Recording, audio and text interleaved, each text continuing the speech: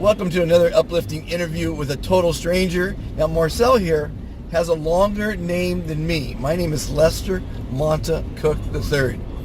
Please tell us your name. All five of them. Marcel, Ronaldo, Michael, Antonio, Bonter. My goodness, that's a lot of names. How did you, your dad or mom, they just couldn't figure out which one to go with? Yeah, I don't know. I think the middle one, Michael, I was raised Catholic, but definitely not Catholic anymore, so... Why definitely not Catholic anymore? What happened to that?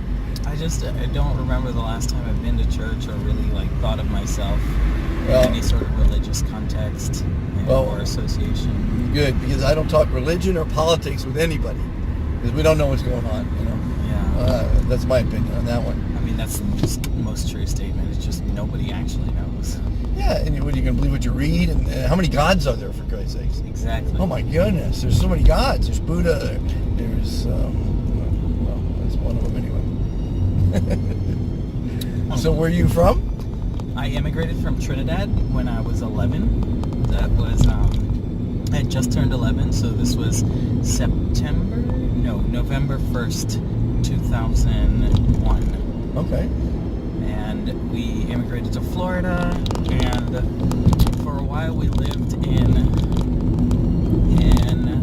a motel room, and then we shared an efficiency apartment with one of my mom's classmates, because she was studying in a community college in Florida, and then I shared a room with her other classmates, like small child, and then we got our own room in this Haitian woman's apartment, another tiny apartment, and then we moved. This is all within like a year or something. Okay. And then we finally moved out onto our own, and then she reconnected with a friend from like 30 years in the past, and we ditched all of our belongings except for a couple of suitcases of clothes, and then took the Amtrak all the way up to Pennsylvania.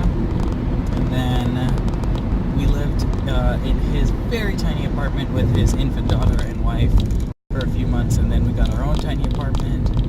And then she met this guy on the internet, gave him all of our information, and he and his buddy drove from Ohio to Pennsylvania, picked us up and drove us back to Pennsylvania, or back to Ohio, and enrolled me in a school, and used all of her information to, set up an apartment and situation. And then I grew up in Ohio. I, went to what is the best high school in the region, and went to the local university, studied music, was a year from graduating, and switched to medicine, and then did 2 years of prereqs for that, and then switched to computer science, and did 3 years of computer science, and then left school to work with a startup, and the startup moved me out to LA, and then I left that startup, and I'm with a different company now, a different startup. Okay. Well, that's quite the story. Now, when you said we, was it just you and your mom? Or Yeah. I wasn't sure who we was when you were telling that story. That's fantastic, because I was kind of born upper class, but then my mom remarried a beatnik, and we lived as poor can be. Jeez. We lived in, we moved to Venice, and then we lived in a ramshackle pad in Venice, and then we literally lived in tree houses and in communes, until they passed away. My parents passed away at 9, but it sounds a lot like me, a little bit, living in friends' homes and, again, farmer shanties and what have you, I was talking with my mom the other day, and she was talking to me about buying a house, and I was telling her that for most people, buying a house is kind of a mistake financially, and she was wondering, soon I'm going to be moving from LA to Pennsylvania with my girlfriend, and then 2 years later, after she gets out of school, we're going to move back to LA, and my mom was wondering why I moved so much and if it didn't bother me, and it didn't dawn on me until that moment that she grew up with the ultimate stability. She stayed in Trinidad, very small country, for most of all of her life, childhood, and into her adulthood. Lived in one town, one place, just the whole time, the most stable situation. Right. And my entire childhood was just like Total opposite. continual change every few months, every few years. And so now what I told her is that I think I have an instinct for some undescribed time period where if I stay in a place for longer than that, that instinct kicks in and I feel like a restlessness to move someplace else. Well, that's how you grow, though. I mean, you're a more developed person than anyone else your age because of how many times you've moved. There's no question in my mind. When you meet someone that's raised, their parents were in the military, they had to move off. They're way more intelligent than anyone else their age because you're exposed to more stimuli. Yeah. You live in the same street, in the same town, your whole life, and you date one person, and you don't even know there's a world out there. Yeah. You know? So. Yeah. It's great that you're doing that, and your mind's you've got the thirst now for change. Yes. Now I had that with careers. I've worked in 79 different fields in my life, Jesus. and off the spectrum, from digging ditches to producing major concerts to working with the big studios to building a silo in Iowa, snow machine in Switzerland. I mean, the list is very long. Actually, I'm going to have to go down and really get the numbers straight because I counted some years ago and it was over 70, and since then I've done at least a dozen different things. And my 80th one, if that's what the number is going to be as a motivational speaker, because I've got lots of great stories and lots of great anecdotes and witticisms about how to live life, how to look at life, how to experience, certain things. So in these interviews, I've been asking people advice on what they're into. Because I'm not a computer person, although I've been interviewing a lot of people in your field about artificial intelligence, which is very exciting for me. And then, of course, I give advice as well, if you need advice on relationships or what have you. But tell me about what your feelings are on artificial intelligence. I am really excited for it. I think the scary stuff is way too far off for us to really worry about it right now. I think also the scary stuff like Skynet and AI taking over and enslaving humanity, I think that's not the scary stuff. I think the scary stuff is more subtle, like all the Facebook drama that's happening right now is closer to the dystopian reality that we might incur on ourselves if artificial intelligence gets out of hand. We might lose a lot of our privacy, and a lot of our lives might be dictated by machines and the calculations they've made for us. But isn't it happening right now? Haven't we lost all our privacy? Once you put something on the internet, it knows exactly where you're going, what you're doing, what your likes, your dislikes. Yeah, for the most part, though, there's not really a good way. Like, the technology has not yet really been applied to that information to the extent that it could be.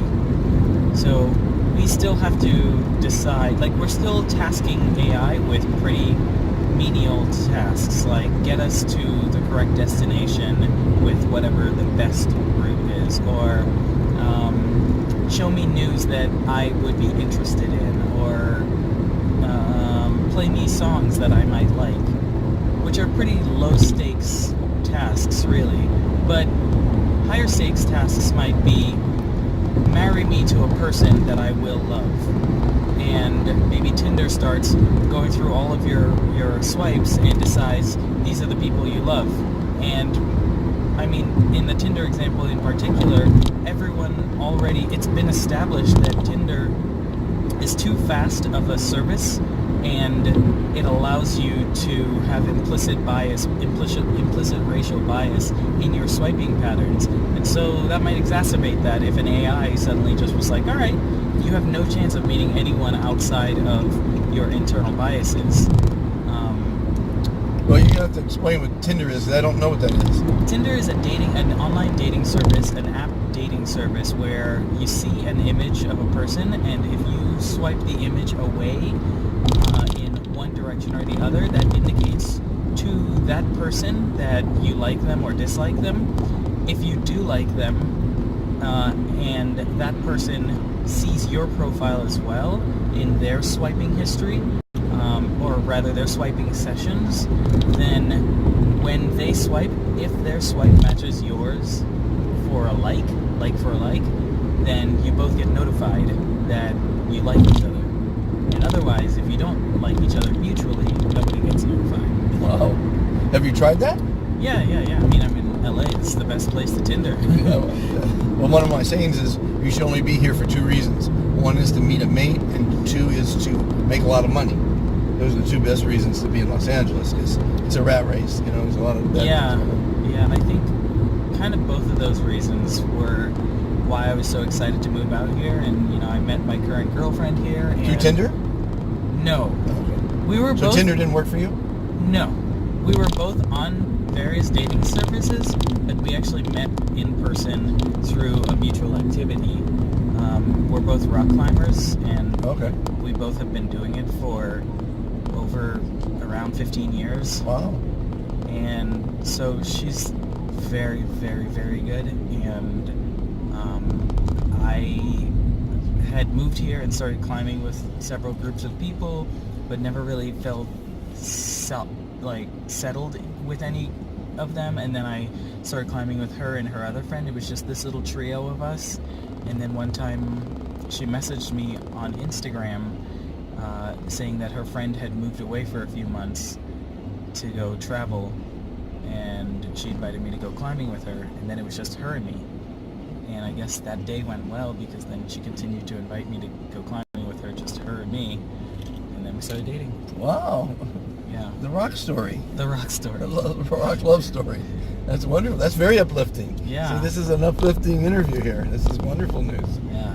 Well, the artificial intelligence is a little bit of a downtrodden, but falling in love, But climbing that rocks. spontaneity, though, like when I came here, when I was thinking about my dating hopes, I had a specific idea of who I thought I would want to date out here. Not a specific individual, but like a collection of characteristics about that individual.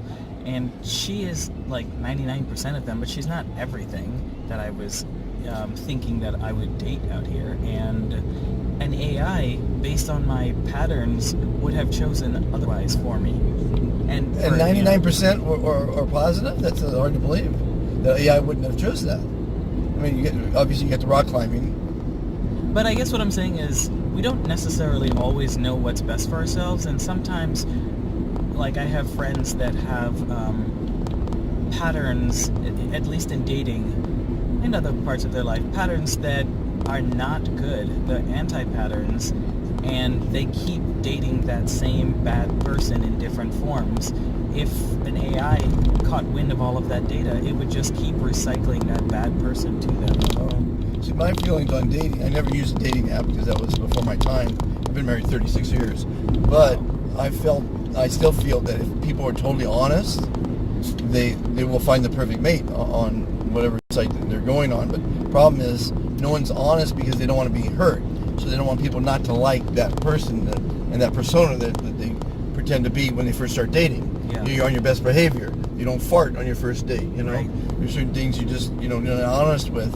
I hope that people would put the real picture, not picture of themselves 20 years ago. Yeah. You know, because honesty is the only way it's going to work out with a relationship. Absolutely.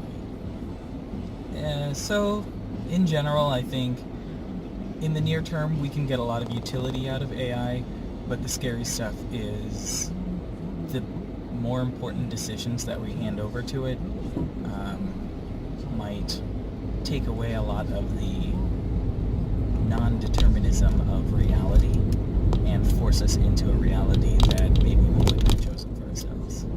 So, and you don't think that what Musk is saying, that there should be laws placed down on AI, because they would eventually say that we have to kill half the population to live. So then they can shut down electricity systems, grid systems, to kill off the population, so that humanity could further go down the path, right? Yeah. I mean, is that a danger? I think it's only a danger because of the current political climate that we have. So in one sense, I feel torn with the idea of law, because we have shown ourselves to follow laws, but there is an intuitive sense that certain decisions are bad but still lawful, and people allow those even though everyone involved knows that this is a mistake, we shouldn't do this. If there were more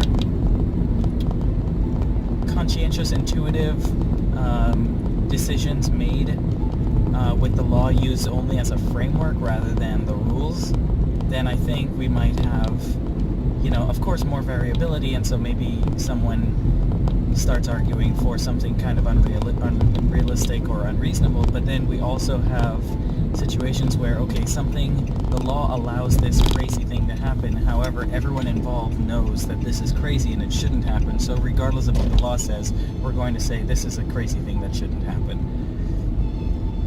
And the other thing, too, is, there are so many things that were lawful many, many years ago that we now deem inhumane. And so I don't think... An example on that one? Well, slavery. Okay. Is the first one that comes top of mind.